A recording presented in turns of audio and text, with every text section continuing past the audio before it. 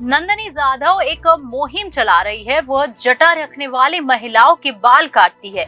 ये एक अंधविश्वास है जिसका मुंबई और महाराष्ट्र के कई हिस्सों में महिलाएं और लड़कियां इसका पालन करती है। नंदनी अब तक 300 से ज्यादा महिलाओं को जटा मुक्त किया है। उन्होंने जटा रखने वाली महिलाएं इसे दिव्य मानती है।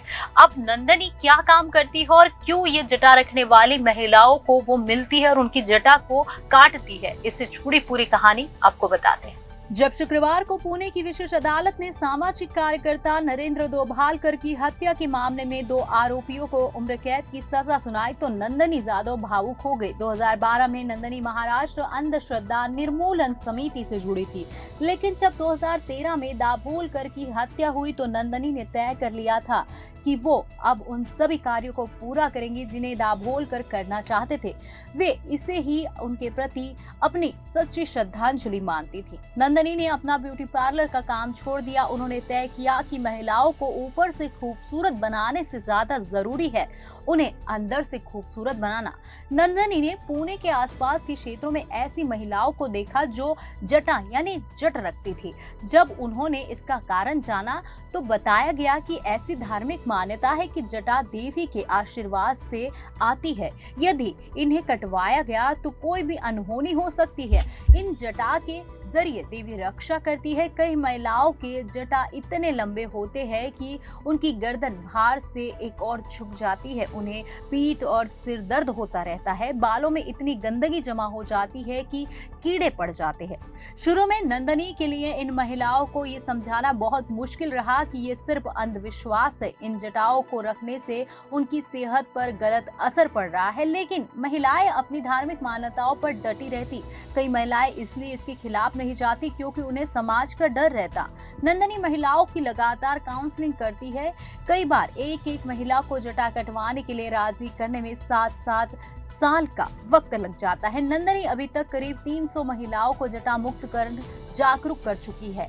इस तरह की धार्मिक मान्यता महाराष्ट्र और कर्नाटक के ग्रामीण इलाकों में अधिक देखने को मिलती है। नंदनी बताती है कि जटा रखने वाली महिलाओं को इसके नुकसान बताकर उन्हें काटने का काम आसान नहीं है।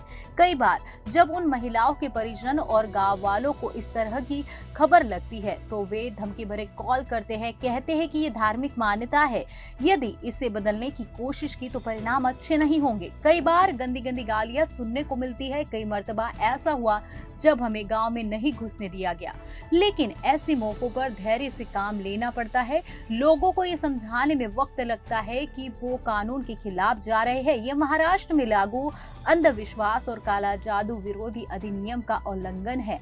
ऐसा नहीं है कि सिर्फ अशिक्षित और ग्रामीण अंचल के लोग इस तरह की अंधश्रद्धा के शिकार है, बल्कि कई पढ़े लिखे लोग भी धार्मिक अंधविश्वास की जद में आ जाते हैं।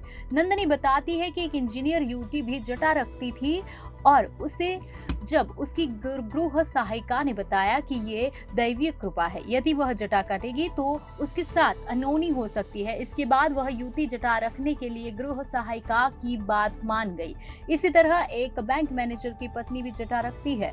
उसे ये यकीन दिलाने के लिए लंबी काउंसलिंग करनी पड़ी कि यह अंधविश्वास है। वे बताती है कि जब महिलाएं अपने जटा कटाने को राजी हो जाती है तो उनकी यही शर्त होती है कि वे मुझसे ही जटा कटाएगी। मैं जटा काटने के बाद महिलाओं को खूबसूरत लुक देने की कोशिश करती हूँ, ये कहा नंदनी ने।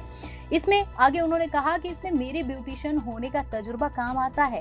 जब मुझे पता चलता है कि फला गांव में या कोई भी गांव में महिला जटा कटवाने के लिए राजी हो गई है तो मैं तत्काल उस गांव के लिए अपनी बाइक से निकल जाती हूँ। मैं एथलीट भी हूँ, इसलिए मुझे दौड़ भाग में परेशानी नहीं होती। मुझे भय रहता है कि कहीं महिला को आसपास के लोग गुमराह न कर दे, इसलिए मैं तत्काल पहुंचती हूँ। कई जगहों पर नाई और डॉक्टर भी इस तरह की मान्यताओं की जद में आ जाते हैं कि वे भी इसे दैवीय चमत्कार मानकर जटाओं से छेड़छाड़ करने से बचते हैं।